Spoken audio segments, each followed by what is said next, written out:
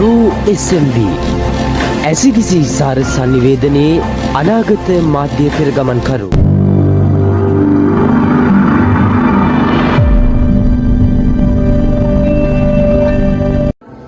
ආයුබෝවන් SFM විකාශයත් රූ SMB නිල විකාශයත් එකට ඒකාබද්ධ වෙගෙන එන ගුරුසිත රැළිගේ 6 වන දිගහැරීමක් සමගයි ඔබ මේ වී සිටින්නේ.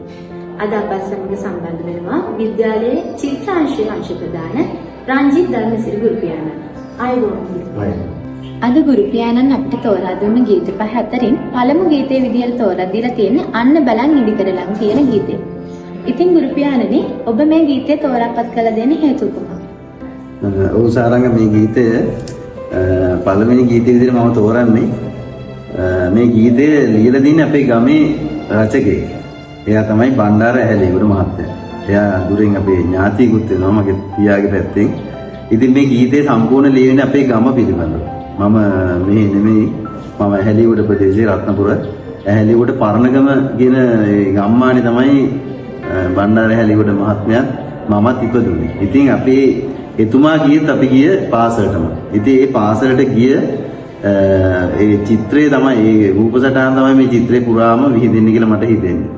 ඉතින් මේකෙදි කියනවා මේකේ ගොඩාක් කියවෙන්නේ මේ අම්මා කෙනෙක් ගැන. අම්මා කෙනෙක් තමන්ගේ දියණියට කියනවා තමන්ගේ යාළුවෝ ටික ඇවිල්ලා ඉන්නවා අන්න යන්න ලැහැත් වෙන්න කියලා. කොහෙද? ඉස්කෝලේට. ඉතින් උපමා වලින් කියනවා අන්න බලන්න ඉදිකට ළඟ කොක්කුර යන වගේ ඇවිත් කියලා. ඒ කොක්කුර යන කියලා අදහස් කරන්නේ මේ සුදු ඇඳුම් ඇඳගත්ත ඒ කුඩා ළමයි ටික. ඒ ළමයින්ට අඬ ගහලා කියනවා ළමයින්ට මෙයා දුවට කියනවා මේ යන්න ඔයාව එක්කයන් ඇවිල්ලා ඉස්කෝලේට යන්න ලැහැත් වෙන්න යන්න කියලා. එතකොට මෙයාට මේ මතක් වෙනවා අතීතේ තමන්ගේ පාසල් කාලේ ගත කරපු ආකාරයෙන් සිහිපත් වෙන ආකාරය තමයි මේකේ තියෙන්නේ. මේකේ පාවිච්චි කරන වචනත් එහෙමයි. උන්චි ඒ උන් නුඹ එනකන් හීන්සරේ නේද? හීන්සරේ ගිහින් උන්ට එකතු වෙන. ඒ වගේ වචනත් පාවිච්චි කරන ගැමි වචන. ඉතින් මේ අනුව අපිට පේනවා මේක අර ගැමි පරිසරයේ ඇසුරින් ගොඩ නැගුණු ගීතයක් කියලා. මොකද බණ්ඩාර ඇහැලේගොඩ මහත්මයා පාසල් ගියේ මේ ගමේම අපේ ඉස්කෝලේට, පරණගම ඉස්කෝලේට. ඉතින් එහිදී ලැබුව අත්දැකීම් ඔස්සේ තමයි මේ සින්දුර එළිදෙන්නේ. මේකේ තියෙනවා මෙන්න මේ මම ගොඩක් ආසයි මේ ලඳු දෙනින් මැද දෙවැට දිගේ දොළ පාරෙන්නේ ගොඩ වෙලා. මගේ හිතෙන් මං ආයෙත් පාසල් යනවා. මට මතකයි ඔය දොළ ඒකට කියන්නේ ගල්ලමුල් කියලා. ඒගොල්ලෝ ඒ යන්නේ ගොඩ වෙලා තමයි ඒ පාසලට එන්නේ. පොඩි කඳු ගැටයක් උඩ අපේ ඉස්කෝලේ තිබුණේ. ඉතින් මේ පාසලට මේගොල්ලෝ මේ ග්‍රාමීය පරිසරය තුල මේගොල්ලෝ ජීවත් වෙච්ච ආකාරය තමයි මේකෙන් කියන්නේ. ඊළඟට අම්මා කියනවා මගේ හිතේ මම ආයෙත් පාසල් යනවා කියලා. මොකද මේ දරුවගේ ජීවිතය තුලින් එයා දකින්නවා ඒක. ඉතින් මේ වගේ ඊළඟට මෙයා තම අතීතේ මතක් කරනවා. මොකද එක පුටුවක වාඩි වෙලා එක පැන්සල දෙකට කඩා අකුරු කෙරුව කාලේ නෑ ආයෙත් එන. අනේ ඒතර පොඩි දුකකුත් ඇති වෙනවා. මොකද්ද මේ ආයෙ ඉන්නේ නෑ මේ සොඳුරු පාසල් කාලේ කියලා. මොකද මේ ජීවිතය තුළ අපි ලබන එක බොහොම සැහැල්ලු ජීවිතයක් මේ පාසල් ජීවිතේ අද ළමයින්ට එපා වෙලා තිබුණා. මේ නමුත් මේ කාලේ ඊටාම සුන්දර පාසල් සමයක් මේක. ඉතින් මෙයාගේ දැන් බලාපොරොත්තු සුන් වෙච්ච අම්මා කෙනෙක් කියලා අපිට ටිකක් තේරෙනවා මේකේ. අවසානයේදී කියනවා මේ මන් නොදුටුව නව ලෝකයේ කිරුළු පලන් රැජින වෙලා. උන්චි දුවේ නුඹ ඒ ලෝකෙට නගපන්. මෙයාට එක්කෝ බැරි වුණා ඒ අවස්ථාවට යන්න. තමන්ගේ සිතූ පැතූ බලාපොරොත්තු දක්වා යන්න බැරි වෙච්ච මවක් වෙන්න ඕනේ. එයාගේ ජීවිතෙන් තමයි මේක මේ දුවට උපදේශයක් විදිහට දෙන්නේ. මට බැරි වෙච්ච ලෝකේ ඔයා ගොඩනගන්න කියලා දුවට ආශිර්වාද කරනවා. ඉතින් මේ ගීතය හොඳ අපේ ආචාර්ය මේ විශාරද දීපිකා පීදර්ශනී මහත්මිය තමයි ගායනා කරන්නේ. ග්‍රාම ලයන්විත කතාලා ආචාර්ය රෝහණ වීරසිංහ යන සංගීතවත් කළ දෙන මේ ගීතේ ඉතාම ලස්සනට අර ගැමි පරිසරයක හඬ නැගෙන විදිහට සංගීත ස්වරතාල නගමින් ඉතාම හොඳ තනුවකට අනුව නිර්මාණය වෙච්ච ගීතයක්. අපි මේ ගීතය සාදරයෙන්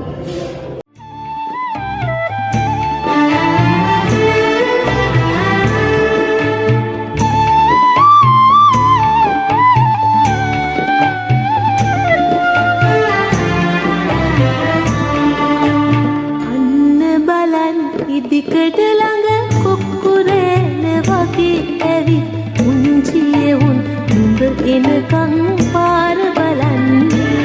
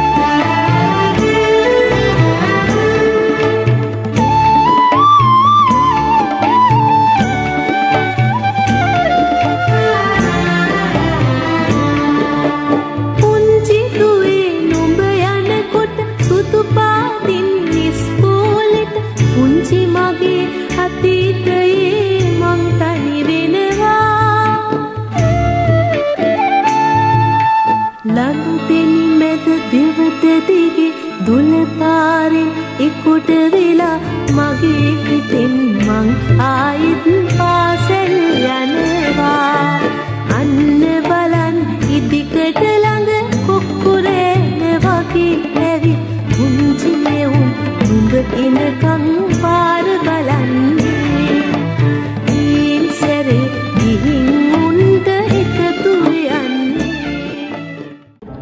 ඉතින් ඒ සොඳුරු ගීතයෙන් පස්සේ අපිට ගුරු පියාණන් තෝරලා දීලා තියෙන ඊළඟ ගීතය අන්දරයායේ වැව්තාවුනේ. ඉතින් ගුරු පියාණනි මේ සින්දු තෝරගන්න හේතුව මොකක්ද?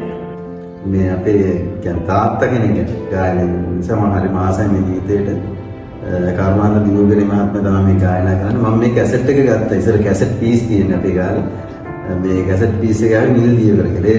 නිල් දීවර කියන ගීත කැසට් එකේ තමයි මේ ගීතේ තිබුණේ. ඉතින් මේක කුමාර ලියනගේ කියන මහත්මයා තමයි ලියලා තියෙන රෝහණ ධර්මගීත තමයි සංගීතවත් කියලා තියෙන්නේ. මේ කුමාර ලියනගේ මහත්මයා ජීවත් වෙලා තියෙන රෝහණේ. නමුත් මෙයා ලියපු ගීතය වෙනස් කරලා තියෙනවා දියුල්ගනේ මහත්තයාට දීපුවා. එයා ලියලා තින්නේ මේ මම ඒක ලියාගත්ත දික්සංගලාවේ දිවා විහාරයේ වැඩවසන අපේ අප්පච්චි. දොලේ දියයි මට කෙතේ නිලයි ගහවැලේ මලයි මට අප්පච්චි. මේක දියුල්ගනේට දුන්නාම මෙයා කියන දින අපේ අප්පච්චිලා පුටුවේ ඉඳගෙන ඉඳලා නැහැ. මේගොල්ලෝ හිටියේ වැව්තාවුනේ කුඹුරේ. හේරි. ඒ නිසා මට මේක නම් ගායනා කරන්න බෑ. මේක විනාශ කරන්න කොහොම හරි. මේ ගොල්ලෝ හිටියේ අන්දරයාලේ වල ඒ වගේ කටු පාඳුරු සහිත පරිසරවල ජීවත් වෙච්ච අය. ඊට පස්සේ තමයි මේ ගීතය මේ විදිහට ලියලා තියෙන්නේ. අන්දරයායේ සප්මල් කරනා අප්පච්චි දුනේ දියයි මට කෙතේ නිලයි ගාවැලි මලයි මට අප්පච්චි. ඉතින් ඇත්තටම මේ ගීතය ඇහෙනකොට මට මතක් වෙන්නේ අපේ අප්පච්චි. අප්පච්චි කියන්නේ අපේ තාත්තා කියලා. ඉතින් තාත්තා මේ අපේ තාත්තා සාමාන්‍ය අපේ ඇහැලි වල එහෙ තියෙන මැණික් පතල් වැඩ. නමුත් තාත්තා කුඹුරු වැඩ කරපු ගොවියෙක්. ඉතින් ඒ නිසා මේ ගීතේට අපි ඉබේම ඒකට සම්බන්ධ වෙනවා ඒ හැඟීම් වලින්. මේකෙදි කියවෙනවා මේ දිවි ගමනේ ඉම කඳු මුදුනේ හිඳ පිතුසෙනෙහි කඳුලැවිසන. ඉතින් මේ තාත්තා දැන් වයස්ගත වෙලා මේකෙදි ගීතේට අනුව තාත්තා ඉන්නේ කඳු මුදුනේ. ඒ කියන්නේ කෙලවර ජීවිතේ කෙලවර වෙන කියලා. ඉතින් තාත්තා සතුටු වෙනවා මේ දරුවන්ගේ ජීවිතේ දිහා බලලා. දැන් අපි මේකේ තව කොටසක අවසානයේ තියෙනවා තුරු හිස මුදුනේ මල් පළඳා කැකුළු මුවට පළ වැල මෙරුවා. ඒදලු මම් මැද සක්කුළු පවුවිල සිතාදියට එන මංගල. දැන් අපි ඇත්තටම ගමේ ඉඳලා සිතාදියට ආවා. ඒ ඉන්න තාත්තා වැහෙන try එකක් දුන්න එක තමයි මේ කතාවේදී කියවෙන්නේ. මේකෙදි කියනවා මේ වචන දීලා ඒදලු මම් මැද සක්කුළු පවුවිල. ඒ කියන්නේ හිමාල පර්වතයේ වටා දිනවලු ස්තර 7ක්. ඒ සක්කුළු පවු කියන්නේ ලේසි නෑ මේ දිනේ. ඉතින් ඒ වගේ බාධක විඳලා තමයි මේ දරුවෝ සමාජයට පිටමන් කරන්නේ හොඳ දක්ෂ වෙලා. දැන් අපේ තාත්තොනත් මට මතකයි දැන් අපි ඉස්කෝලේ යන කාලේ ඔරේ කුඹුරේ පතලයක් යනවා. පතලයක් තමයි යාළුවෝ එකතුලා උම්මචන් කියලා වාසේ තාත්තා පතල් කියලා පස්සේ අපිට වාසේ ඔක ආරංචි වෙලා රෑ ගුප්පිලා මුදින එක එළියට එන්න මෙහෙට එන්න කිව්වා. මොකද දැන් ඔබ පතල් කපන්න හදන්නේ. මං වගේ වෙන්නද හදන්නේ කියලා. හරි මේ බලන්න මගේ අතේ ඈ උඹ මේකම කරන්නේ මේ දෙකෙන් එක තෝරගන්න කිව්වා. එක්කෝ ඉගෙන ගන්න එක එක්කෝ පතල් ගන්න එක. ඊට පස්සේ මම කල්පනා කළා ඒක උරුම 10යි මම.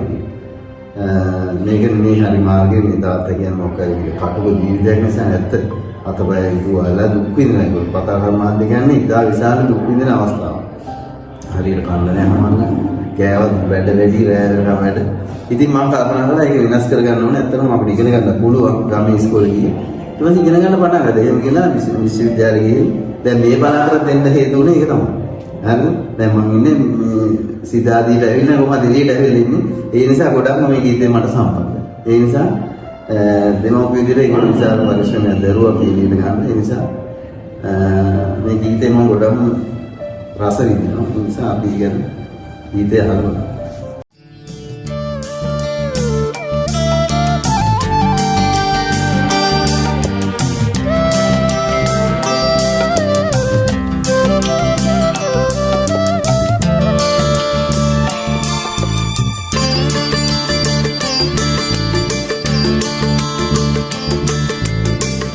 අන්දරයායේ වැවුතාවල්ලි සක්මන් කරනා අපපත්ති දොලේතියයි මට කෙතේලයි ගහවැලි මලයි මට අපපත්ති අන්දරයායේ වැවුතාවල්ලි සක්මන් කරනා අපපත්ති දොලේතියයි මට කෙතේලයි ගහවැලි මලයි මට අපපත්ති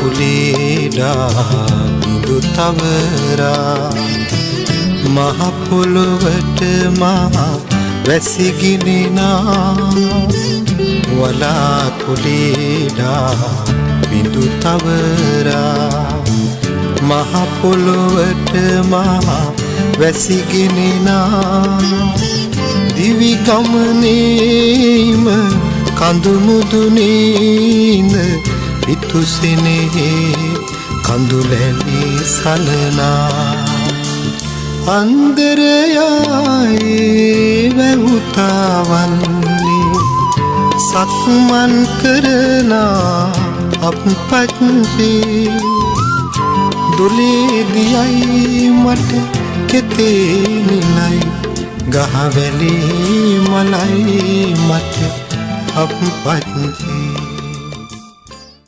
ඉතින් මේ මියුරි ගීතයෙන් අනතුරුව අපිට ගුරුපියාණන් තෝරලා දීලා තියෙන තුන්වෙනි ගීතයේ විදිහට ආදරයේ උල්පත වූ අම්මා ගීතය ගුරුපියාණන් ඇයි මේ ගීතය තෝරාගත්තේ? සාරංග මේ ගීතේ තෝරගන්න හේතුව තමයි මේ මව්ගුණ ගීතය නිසා. මව්ගුණ ගීතවල මම ගොඩක් කැමතියි පියගුණ ගීත, බුදුගුණ.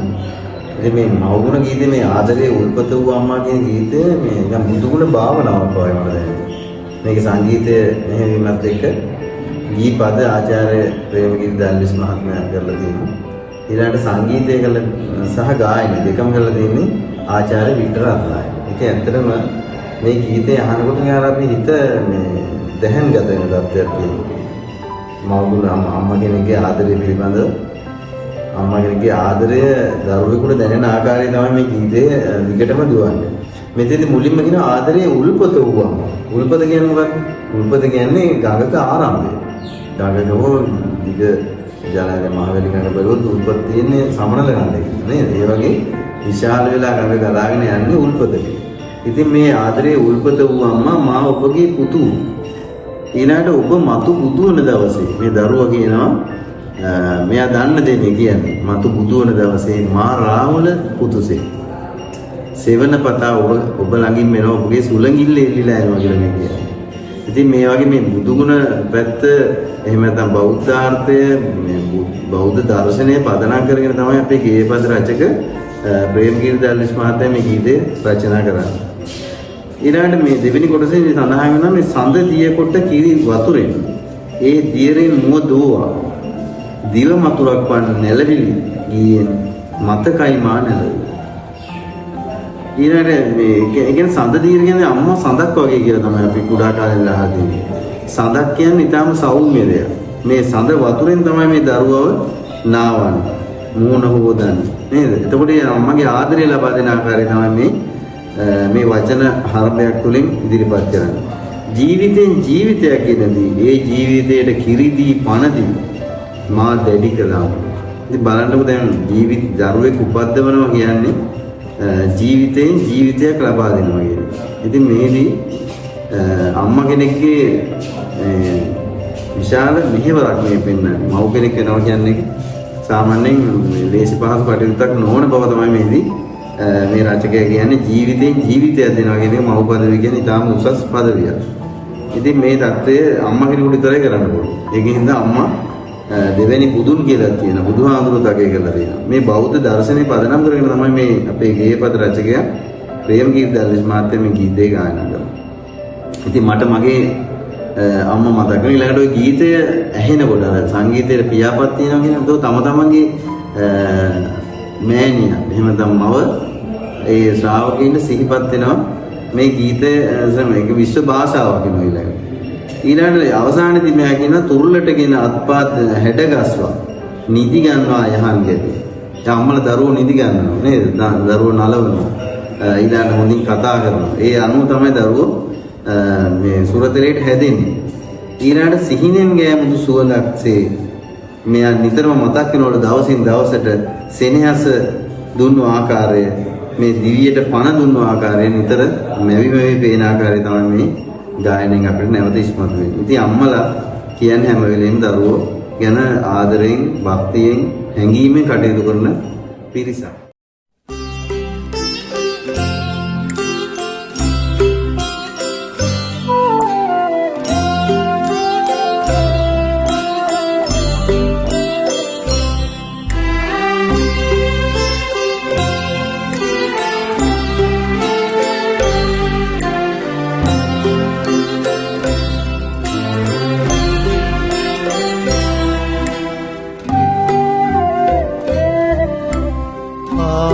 ආදරයේ උල්පත වූ අම්මා මා ඔබගේ පුතු ඔබ මතු බුදු වන දවසේ මා රාහුල කුමරුන්සේ සෙවන පතා අදමින් පැමිණෙන්නෙමි සුලැඟිල්ලේ එල්ලී.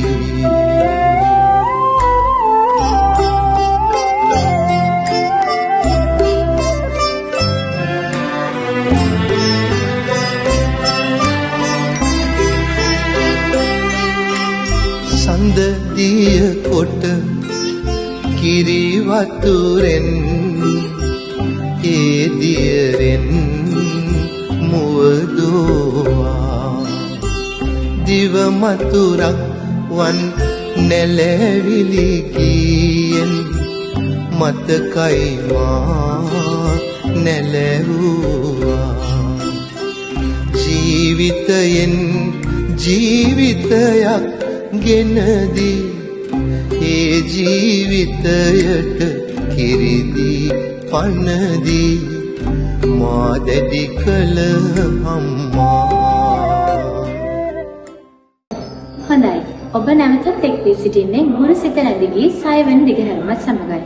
අද අපත් එක්ක සම්බන්ධ වෙනවා විද්‍යාලයේ චිත්‍රාංශ ප්‍රදාන රංජිත් ධර්මසිරි ගුරුපියාණන්. ගුරුපියාණන් අපට ලබා දුන්න ගීත ලැයිස්තුවේ මීළඟ ගීතයේ විදිහට තෝරා දීලා තියෙන්නේ මේ තරම් සිව්මැනිද කළුගල්. ඉතින් ගුරුපියාණනි මේ ගීතය තෝරගන්න හේතුව මොකක්ද?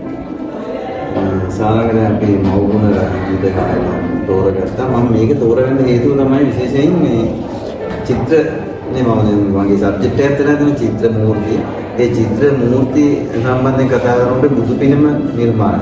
එහෙම නැත්නම් කැටයම් නිර්මාණය ඊටම අපේ ලංකාවේ ප්‍රෞಢ ඉතිහාසයේ කියපාන මේ පුරාවස්තු. ඉතින් මේ සම්බන්ධයෙන් ලියවිච්ච මෑත කාලේ ගීතය තමයි මම මේ තෝරගත්තේ. අපි කලින් තෝරාගත්ත ගීත දැනට වසර 25 30කට 35කට වගේ එහා ගිය ගීත 70 80 දශකයේ. නමුත් මේක දැනට වසර 3-4කට පමණ පෙර මේ විශ්වවිද්‍යාල ශිෂ්‍යෙක් වුණු රජීව රසන්ත මහත්තයා තමයි මේක ලියලා තියෙන්නේ. මොකද එයා විශ්වවිද්‍යාලයේ චාරිකාවක් ගිය වෙලාවට මෙයා ගියා මේ අවුකන බුදු පිළිමය බලන්න. අවුකන බුදු පිළිමය බලන්න ගියාම මෙයාට මේ පිළිමේ අනික මේ චාරිකාවල විවිධ දේවල් කරනවා. කතා කරනවා හින්දු කියනවා නේද? විවිධාකාර දේවල් කරන විශ්වවිද්‍යාල ශිෂ්‍යයන් මෙයා කරේ මේ පිළිමිලිය ගොඩක් වෙලා බලන්න මේ පිළිමිලන්න මෙච්චර මේ කල්බල කොහොමද මේවා මේ යොදාගන්නේ මම මෙතන සිව්මැලි උනේ කොහොමද කියලා මම නිකන් ඇහිල්ලා තියෙනවා අදහස. ඊට පස්සේ ඉසුරු මුනිස් කියලා තියෙනවා. ඊට පස්සේ ගමන ගිහිල්ලා ගෙදර ගිහිල්ලා ඉන්න ගම පොඩි වචන ටිකක් ලියලා තියෙනවා. ඒක තමයි අවසානයේ ගීතයක් බවට පත් වෙලා තියෙන්නේ.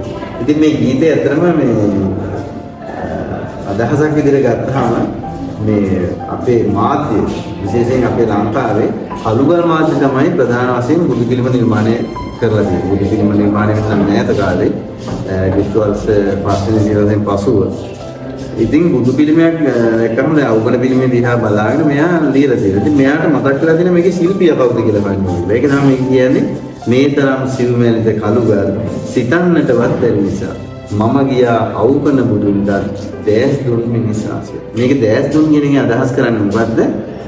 මේ ජීවය දුන්නා කියන එක. පිළිමයට පණ දුන්නේ කවුද කියලා. මේ ශිල්පියා හොයාගෙන තමයි මෙයාගේ ඊගාව අභිප්‍රාය යන්නේ. දැන් අපි උනත් එහෙම අපි චිත්‍ර ශිල්පියෙක් හම්බුණා දැන් මම නුවර ඉන්න කාලේ. මේ චිත්‍ර ශිල්පියා හොයාගෙන මම ගියා. මේ දෙරිපොණන් ගිල්ලෙන්. ඒ වගේ අපි හම් වෙන්නේ යන ඒ වගේ මෙයා දැන් ඒ කාලේ මේ ශිල්පියා නෑද? නේද? ඔහු ඉපදිච්ච තැන ගහත් පෙරල මැරලා ගස් පෙරලා ආයේ ඉපදිලා ආයෙ මැරලා වුන් ගිහලා සියවස් ගණනාවක් ගිහලා ඉතින් නමුත් මේ අදහසක් විදිහට තමයි මේ කියන්නේ. ඊට පස්සේ මෙයා ඒ ශිල්පියාගේ වත ගොඩක් කියන්නේ. කොහොමද?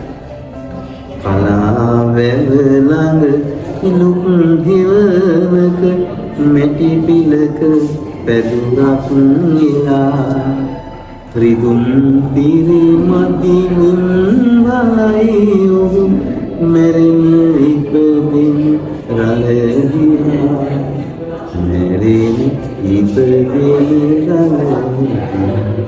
දැන් බලන්න මේක ඒ ශිල්පීන් දැන් උදේ ඉඳලා වැඩ කරන කළුගල් මිටි වලින් ගහලා කටු වලින් ගහලා මේ පිළිම නෙලලා හරි මහන්සි මේගොල්ලන්. හවස ගිහිල්ලා රාත්‍රී මේ අවසාන කාලේ හැන්දෑ යාමේ වැවලන් ඉන්නේ මෙයා.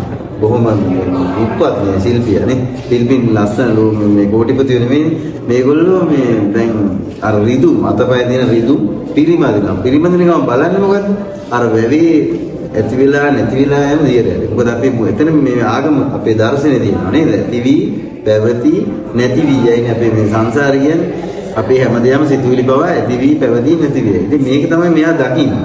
එතකොට මේ අපේ රචකයා තුළ තියෙනවා බෞද්ධ දර්ශනයක් මෙතන ස්පර්ශ කරපු අවස්ථාව තමයි අපි මෙතන දකින්නේ. ඊළඟට මෙයා යනවා ඉසුරුමුණිය.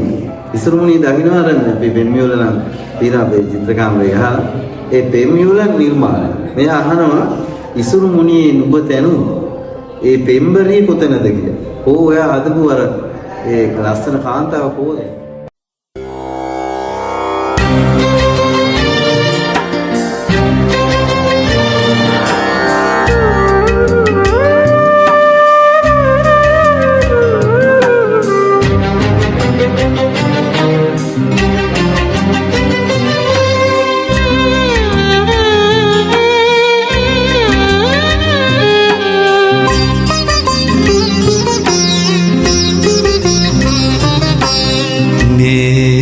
තරම් සියුමැලිද කළුගල් හිතන්නටවත් බැරි නිසා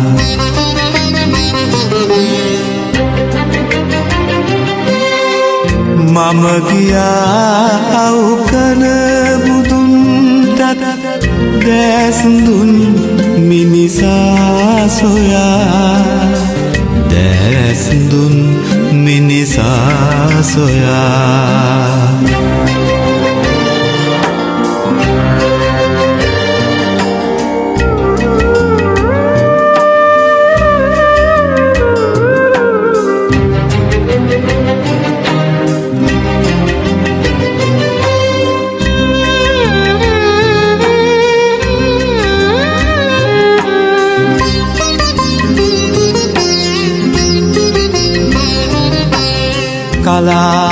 කලාවැවලඟ ඉලුක් හෙවනක මැටි පිලක පැදුරක් එලා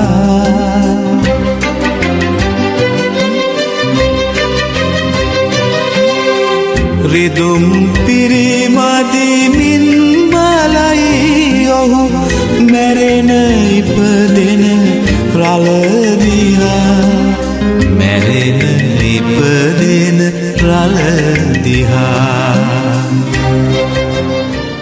ඉතින් මේ මියුරු ගීතෙන් අනතුරුව අද දවසේ අවසාන ගීතයේ විදිහට තෝරා දීලා තියෙන සැරයටියෙන් අපි අරගෙන උතුරාවට ගීතයේ අදහස් විමසීමටයි මගෙන් සූදානම්.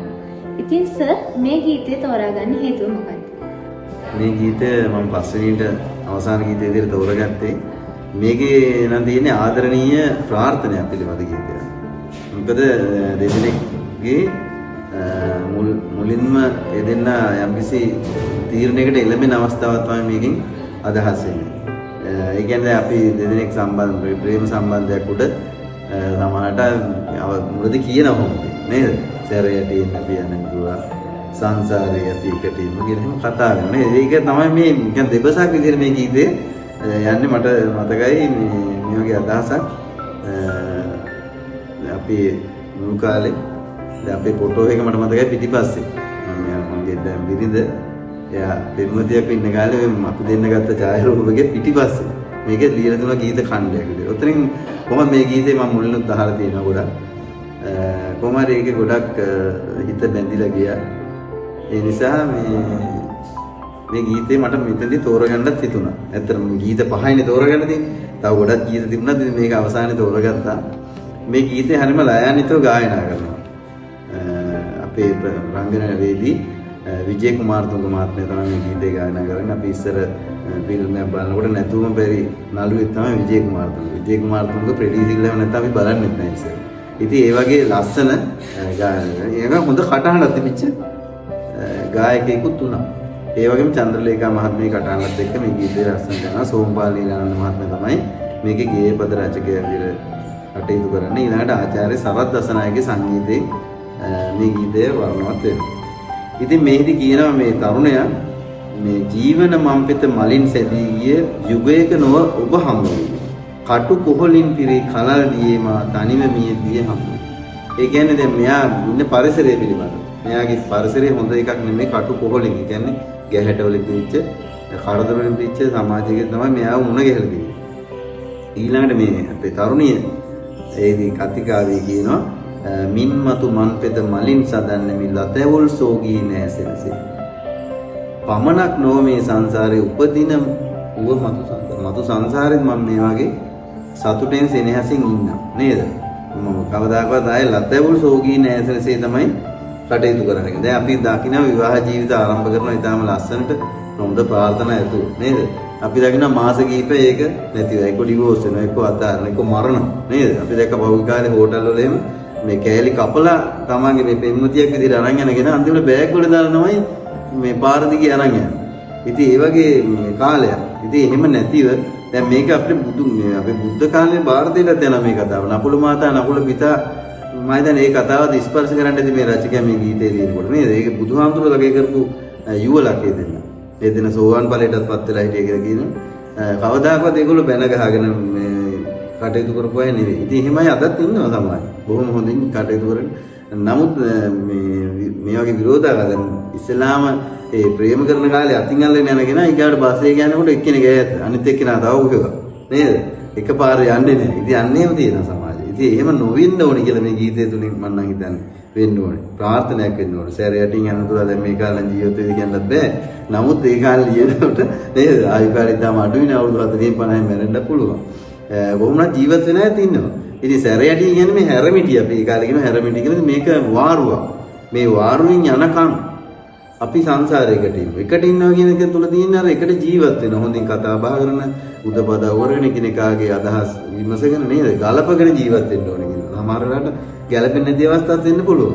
ඒ වගේ වෙලාවට තමයි ඉවසීමෙන් නේද?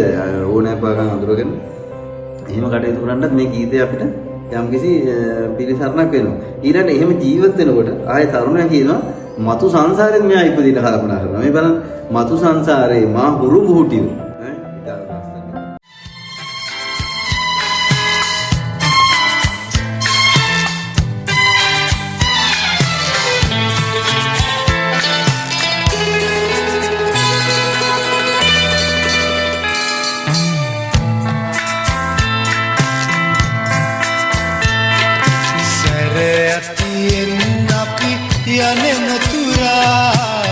සංසාරේ අපි එකටෙයිමු සංසාරෙන් අපි සමුගන්නාදා ඒ ගමනත් අපි එකට යමු සැරයකින් අපි අනිනතුරා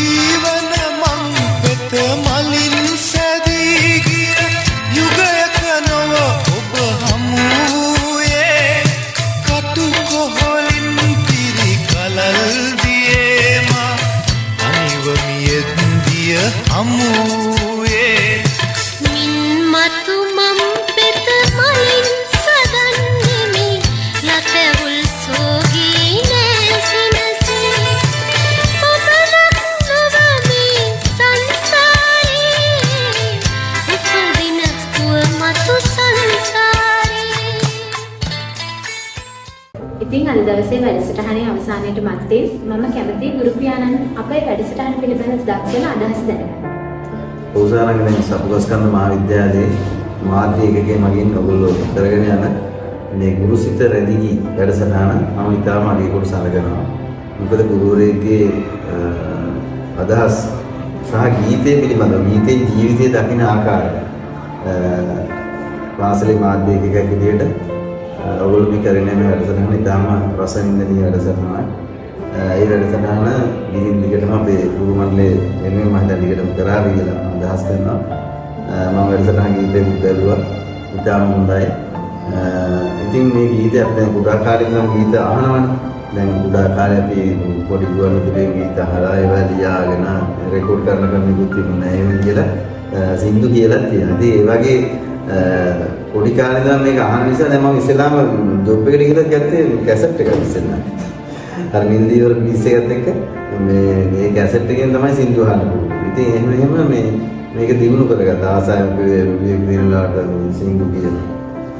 ඉතින් ඒ වැඩසටහන මේ රසවින්දනයේ දිගින් දිගටම ගෙන ආවා. පෙර දැන් උනත් වැඩක් කරනකොට මිදුලතු ගේව සමහරවිට මේ ගුවන්විදුලිය හා තමයි මම සින්දුවක් දාගෙන තමයි ඉන්නේ චිත්‍රාදින කොට. ඉතින් ඒක අපේ ජීවිතේට බද්ධ වෙලා තියෙනවා. ඉතින් මේ වැඩසටහන තුලින් ඇත්තටම මම හරි සතුටු වෙනවා. මේ වැඩසටහන මාව සම්බන්ධ කරගෙන ඒ ගීත පහක් වුණත් ඒ ගීත පහ තුලින් මොන වගේ අදහසක්ද ජීවිතය පිළිබඳව මට කතා කරන්න පුළුවන් නම් කෙටියෙන් හෝ ඒ නිසා මේ ගීත මේ වැඩසටහන අපේ ජීවිතේ පැත්තෙන් ඉතාම වැදගත් කියලා මම අදහස් කරනවා.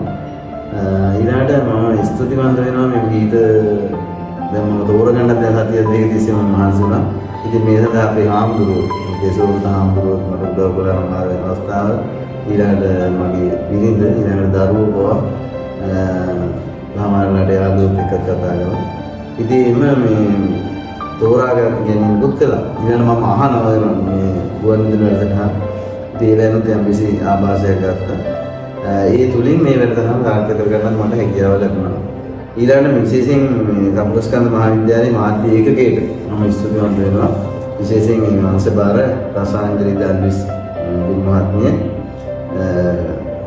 ගේ සංකල්පයක් මත හෝ මේ වැඩසටහනදී ඔයගොල්ලන්ගේ උදපද වැතුව කරගෙන යනවා. කවිදු කාවින්ද උත්පලා මදුෂානි ඒ වගේම ආකර්ෂා සිව්වන්දි මුලාන් මාන්දිද සහ ඔබ සාමක එකතු වෙලා මාත් එක ගීත පහක් අපි කතා කරා. ඉතින් ඔයගොල්ලන්ට ගොඩාක් ස්තුතිවන්ත වෙනවා මේ වෙලාවේ මහන්සියලා මේ කටයුත්ත සාර්ථක කර ගැනීමට ඔයගොල්ලෝ වෙච්ච දායකත්වයේ සම්බන්ධයෙන් ඉතින් ඉදිරියට මේ විද්‍යාලයේ කටයුතු කිරීමේදී මේක පොඩි පන්නරයකට වෙනවා අපිට. දැන් අපේ යාළුවෝ මේක අහනවා. ඉතින් මේ සඳහා ඔබගෙන් ලද සහායත අගය කරනවා. වැඩසටහන ඉතාම අගය කොට සලකනවා. බොහොම ස්තුතියි ගුරු පියාණනි අපේ වැඩසටහනත් සමග සම්බන්ධ වුණාට. ගුරුසිත රැඳිගී වැඩසටහනේ නිමාව මෙයින් සනිටුවන්නවා. තවත් මෙවැනිම ගුරුසිත රැඳිගී වැඩසටහනකින් හමු වෙන බලාපොරොත්තු වෙ අදට ඔබෙන් සමගන්නවා. මේ ගුරුසිත රැඳිගී